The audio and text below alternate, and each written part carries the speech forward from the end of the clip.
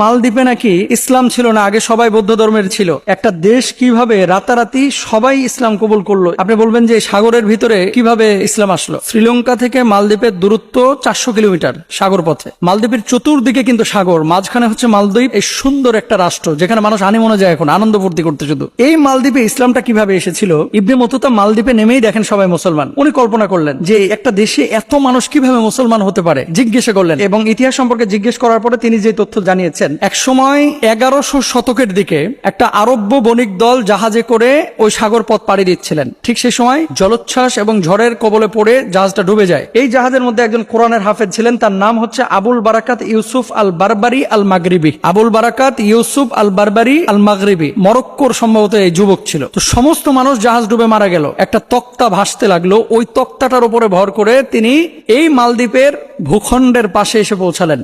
তো পুরো জাহাজ শেষ, কি করলেন? মালদ্বীপে উঠলেন। ওঠার পরে দেখেন যে সামান্য কিছু মানুষ এই দ্বীপে বসবাস করে। একজন বৃদ্ধকে তিনি পেলেন, সে বৃদ্ধ তাকে আশ্রয় দিল। তো তিনি কাঠ সংগ্রহ করে সেই জায়গাটায় বসবাস করতেন। আচ্ছা, হঠাৎ একদিন কাঠ সংগ্রহ করে তিনি বাড়িতে ফিরছেন, এমন মুহূর্তে দেখলেন বৃদ্ধ খুব কান্না করতেছে। কান্না যখন করতেছে বললেন যে আপনি আমাকে আশ্রয় দিয়েছেন, আপনি কি কারণে কান্না করতেছেন, আমি কি জানতে পারি?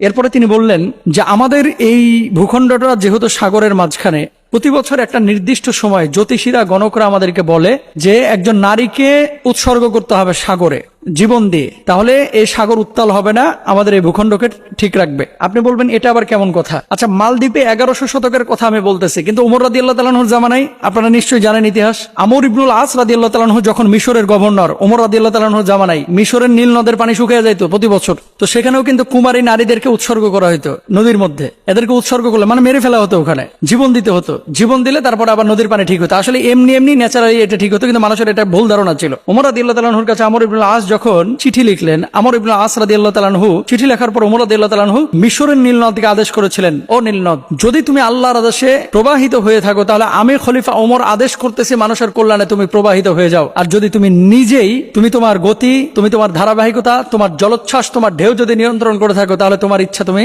বাস্তবায়ন করো। তা আল্লাহর আদেশে যেহেতু নীল নদ প্রবাহিত হয়, যে চিঠিটা ওমর রাদিয়াল্লাহু তাআলা আনহু লিখেছিলেন, আমর ইবনুল আস রাদিয়াল্লাহু তাআলা আনহু ওই চিঠিটা নীল নদের মধ্যে নিক্ষেপ করলেন। নিক্ষেপ করার সঙ্গে সঙ্গে নীল নদের সমস্ত পানি জোয়ার এসে গেল।